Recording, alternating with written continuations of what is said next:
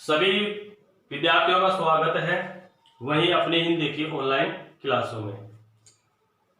कक्षा 12 विषय हिंदी साहित्य, अध्याय संख्या 10 कुरुक्षेत्र तृतीय सर्ग, कवि रामधारी सिंह दिनकर।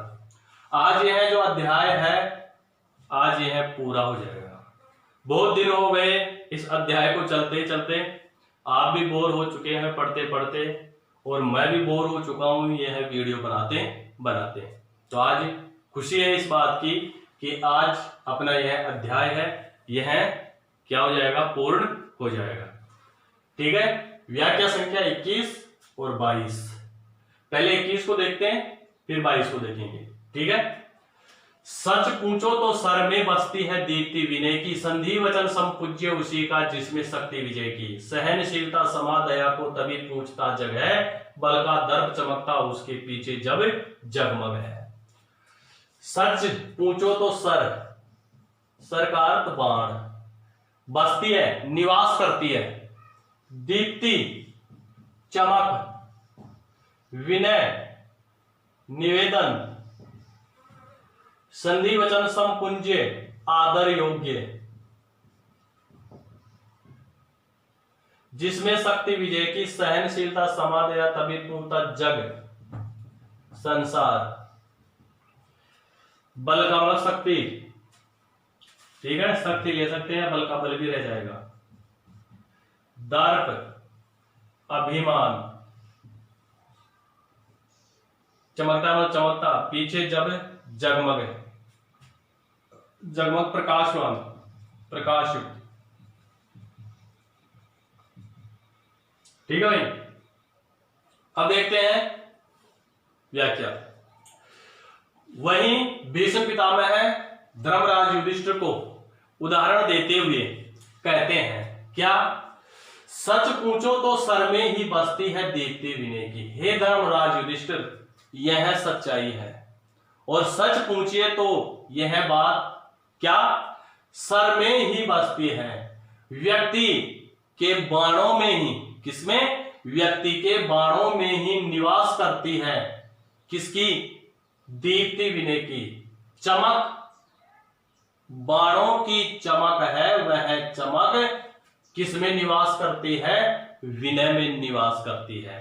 यानी कहने का तात्पर्य इसका कि धर्मराज युधिष्ठिर को भीष्म पितामह यह कहना चाहते हैं कि विनय निवेदन यह बात उसी को शोभा देती है जो शक्तिशाली होता है। क्या होता है, शक्तिशाली होता है। वो व्यक्ति क्षमा करता है तो वह क्या है, एक तरह से अच्छा है।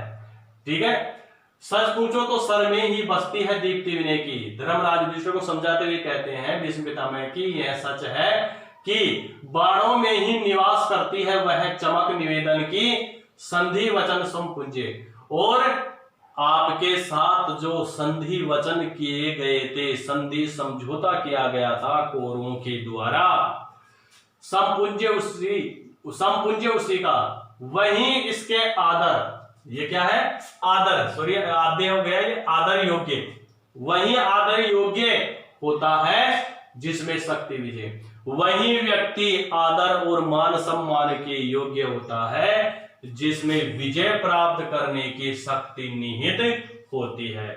जो व्यक्ति विजय प्राप्त नहीं करता है वह व्यक्ति आदर योग्य नहीं माना जाता है, वह कायर समझा जाता है। इसलिए तुम्हारे बाणों में, तुम्हारे इन बाणों में इतनी दीप्ति, इतनी चमक है, इतनी जोश है, इतना पराक्रम है कि तुम क्या कर सकते हो, कौरवों पर विजय प्राप्त कर सकते हो। इसलिए तुम एक बार अपने संधि वचनों को भी याद कर लो कि किस प्रकार से अपनी संधि वचनों के तहत कौरव चले हैं। क्या वह संधि वचनों के तहत नहीं चले हैं। इसलिए तुम्हें क्या करना है, अपना पौरुष दिखाना, अपना पराक्रम दिखाना है। और यह धर्मराज, यह बात भी तुम अच्छी तरह से मान लो कि जिसमें शक्ति होती है और जो विजय प्राप्त करता है वही व्यक्ति क्या होता है, आदर के योग्य होता है, मान सम्मान के योग्य होता है। कौन कह रहा है, भीष्म पितामह।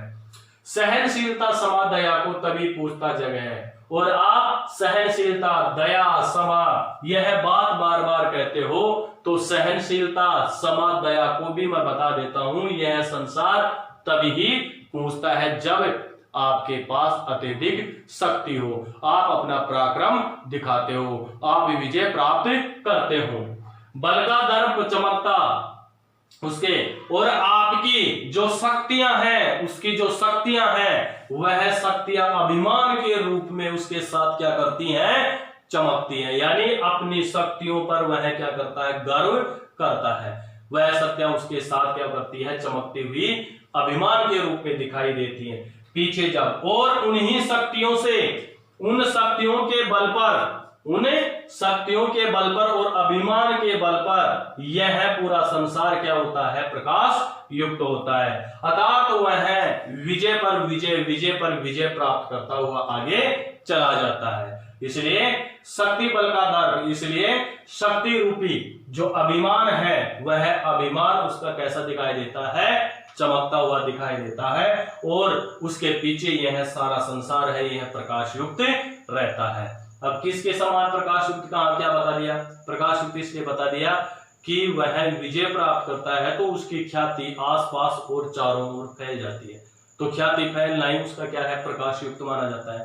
ठीक है, ठीक है। अभिमान, अभिमान किस पे है, अपनी शक्ति पर है। अपनी शक्ति के बल पर वह किसी पर भी विजय प्राप्त कर सकता है, इसलिए अभिमान है। ठीक है, शक्ति हो गया, अभिमान हो गया। ठीक है। सहनशीलता, दया, क्षमा, ये उसी इंसान को शोभा देती है जो शक्तिशाली होता है, कमजोर को नहीं होती। क्षमा सौंपते उस भुजंग को क्या जिसके पास गरल हो, ये बात आई थी ऊपर, ये उसी बात में। विशेष भाषा, खड़ी बोली,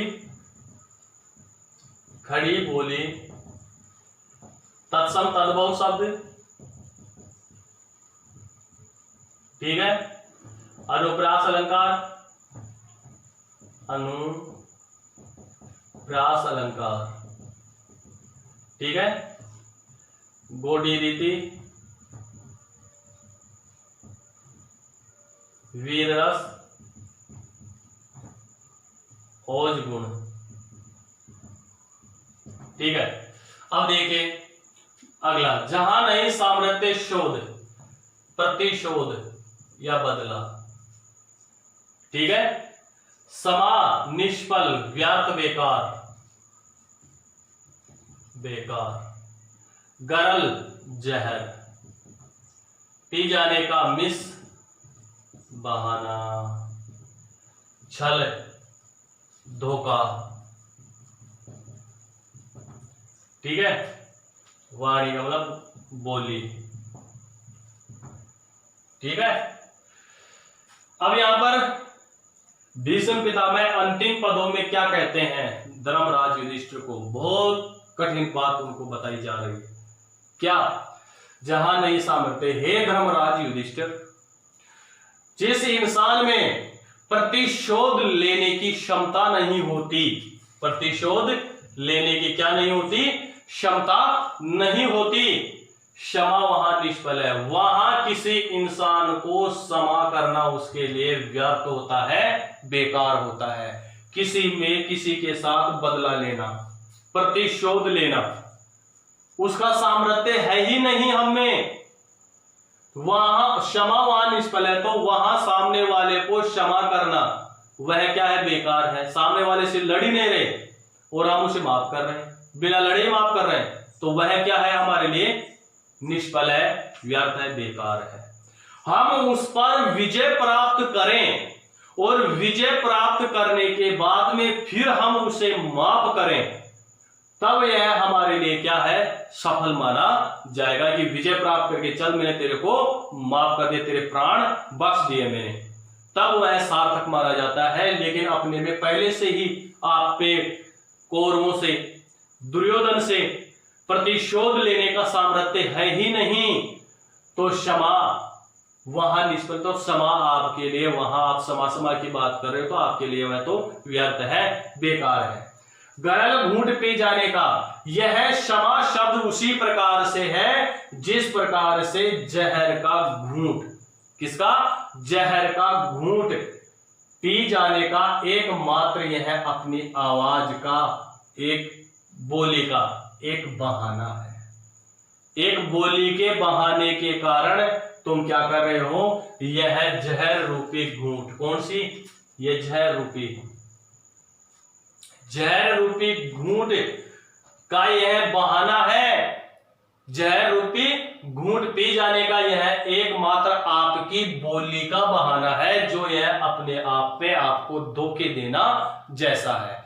यानी कहने का मतलब यह है कि धर्मराज युधिष्ठिर को यह कहना चाहते हैं भीष्म पितामह है कि आप बार बार क्षमा क्षमा क्षमा की बात कर रहे हो, यह आपके लिए कैसा है पता है क्या, आपके लिए यह जहर की घूंट पी जाने के बहाने जैसा है, जो आपकी इस बोली में धोखे के रूप में विद्यमान है, मौजूद है आपकी बोली में। ठीक है, यह विद्यमान है, यानी किसके समान बताया, जहर का घूंट। अब यहाँ पे गरल घूंट है तो इसमें कौन सा बन जाएगा, रूपक अलंकार बन जाएगा। कौन सा बन जाएगा, रूपक अलंकार। ठीक है भाई, ठीक है, समझ में आ गया होगा ये। जहां, एक बार बता देता हूं, जहां नहीं सामर्थ्य, प्रस्तुत पद में भीष्म पितामह है धर्मराज युधिष्ठिर को समझाते हुए कहते हैं कि हे धर्मराज युधिष्ठिर, जहां नहीं आप में वह सामर्थ्य नहीं है कि आप क्या कर सकें, प्रतिशोध कौरवों से ले सके, उनसे मुकाबला कर सके, क्षमा वहां निष्फल है। और जहां प्रतिशोध लेने की भावना नहीं होती है और वहां क्षमा करना, क्षमा किया जाता है, तो वह उसके लिए व्यर्थ होता है, बेकार होता है। यह क्षमा कैसी होती है, यह क्षमा एक तरह से जहर के घूंट जाने, जहर का घूंट पी जाने के बहाने, किसके बहाने, जहर का घूंट पी जाने के बहाने, अपनी बोली का यह एक बहाना है, जो अपने लिए, आपके लिए क्या है, एक धोखा है, अपने लिए क्या है, एक धोखा है। इस प्रकार से यह पद पूरा होता है, इसमें रूपक अलंकार है। ठीक है, भाषा वही कड़ी बोली हो जाएगी, तत्सम तद्भव अनुप्रास बोधी रीति वीररस ओजगुण, और ये 7वें नंबर का उत्तर लेना, रूपक अलंकार। इस प्रकार से आज अपना जो रामधारी सिंह दिनकर का अध्याय संख्या 10 था, वह आज यहाँ पर पूरा होता है। उम्मीद करता हूं जितने भी वीडियो बनाए हैं वह सब आपको पसंद आए होंगे। ठीक है, तो आज के लिए बस इतना ही। सभी को धन्यवाद।